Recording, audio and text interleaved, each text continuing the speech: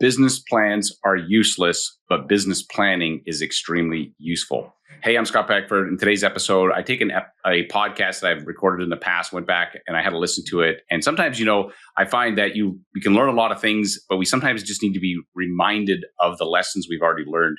And this episode definitely did that for me. And it really talks about there is a idea that you should create a business plan. The problem is the business plans they never work in the real world. However, planning is extremely useful. And so how do you create something that gives you a guide or a compass to help you build your business? What I have found is this strategy I learned from watching Amazon and from this great book called Jim Collins' Good to Great.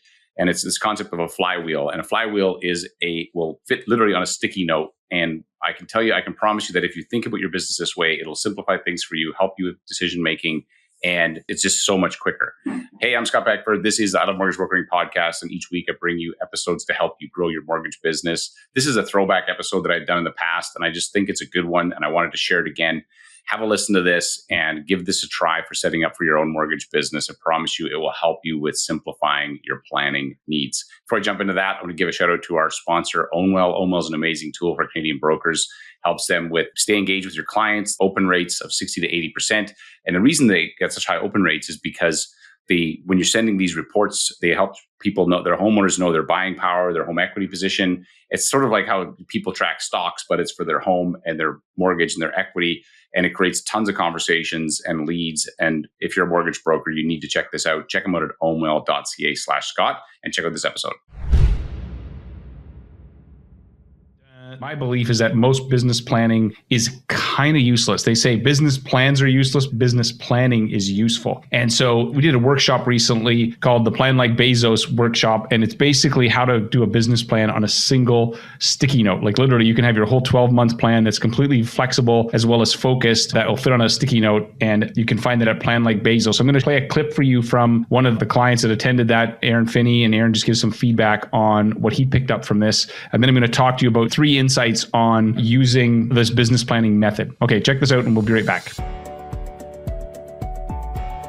I think my biggest takeaway from the flywheel exercise is that you don't need a comprehensive plan that's going to guide your business for the next 12 months. I've certainly fallen into that trap before, as I'm sure many of others have experienced.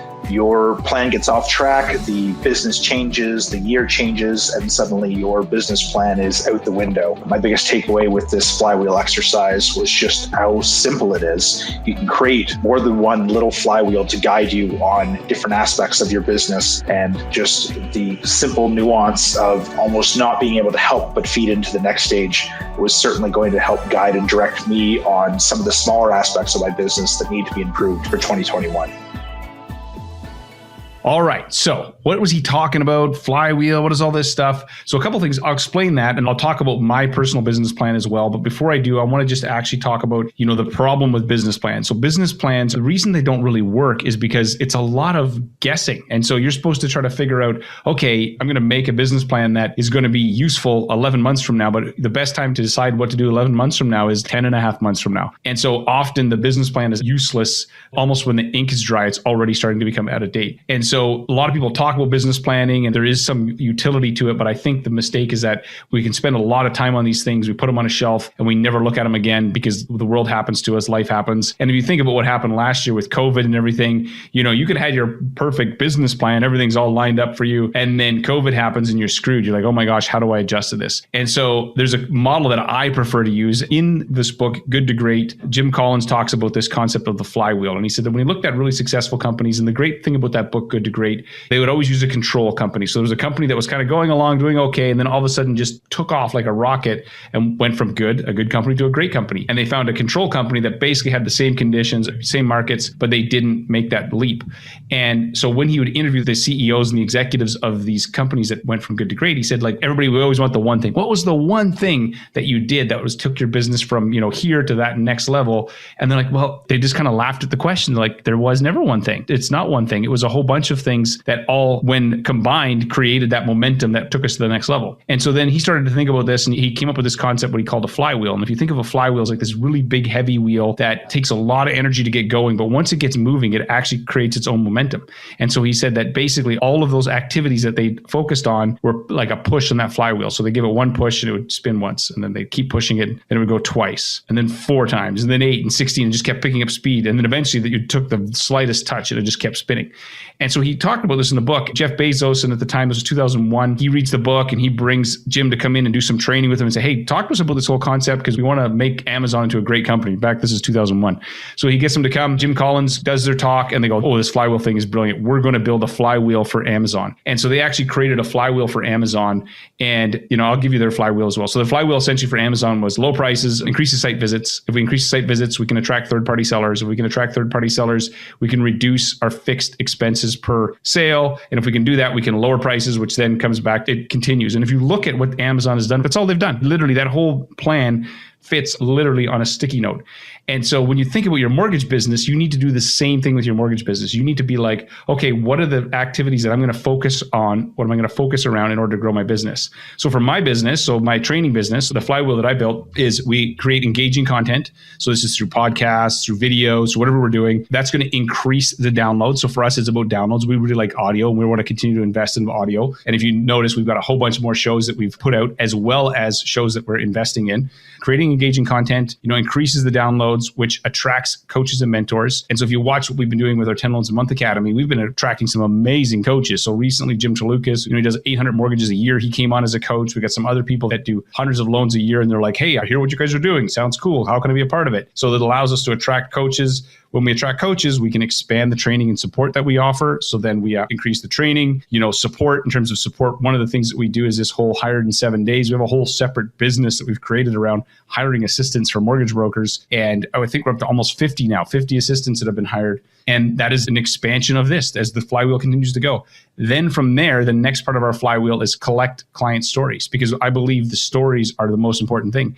And so we collect those stories. And what happens when we collect the stories? It lets us create more engaging content, which then keeps the wheel going, then increases the site visits, which attracts more coaches and mentors, which expands our training and support, which creates more stories. And so on and on it goes. So this little flywheel, this sticky note is sitting on my computer. And whenever I'm looking at a decision, it doesn't matter what happens. It does not matter. All I do is I go back to this and I go, is this pushing the wheel in the direction we want it to go? And if it is, and if we have the time cycles to do it, we're in. If it doesn't, we're out.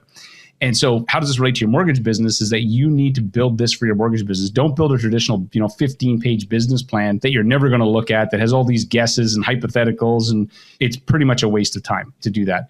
Instead, what you want to do is what are the 4 or 5 key things that all fit, that can spin around the one central axis of your business. And that is how you want to build a business plan. So if you want to check out what we did, you can go to planlikebezos.com. Hopefully you know how to spell Bezos' last name. If not, Google will help you. Planlikebezos.com. We have a workshop on that. We walk you through this whole experience of figuring that out. And if you don't, if you want, go read Good to Great, go do some research on this. You can figure out, okay, how do I put this together myself? You can do that as well. But I would encourage you to not think about business planning in such a limited sense of these 15-page documents. I'll finish with this one last story. So a friend of mine and I, we started a company, how many years ago? This was called Debt Monkey. And the whole idea was we were going to sell credit monitoring. We had this crazy idea. So we had a great spreadsheet. And of course, the spreadsheet looked like, a hockey stick. It was flat for a while and then it was shot up to the right. Like it was this amazing growth because the spreadsheet said so.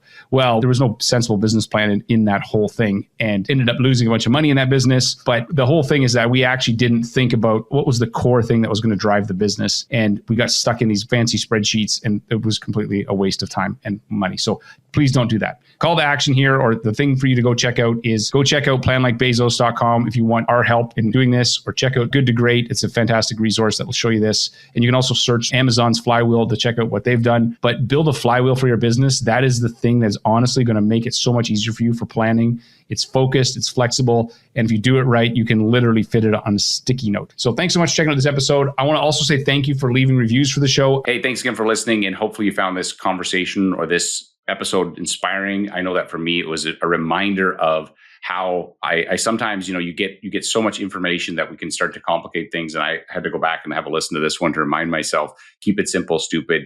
You don't need a complex business plan. What you need is a strategy that creates momentum and it builds on itself. and hopefully find this useful. Hey, I'm Scott Beckford. As I always say, there's no problem in your mortgage business that someone else hasn't already solved. Your problem is finding the person or finding the solution. The goal with these podcasts is to provide some of those answers. Thanks for listening, and I will see you on the next episode.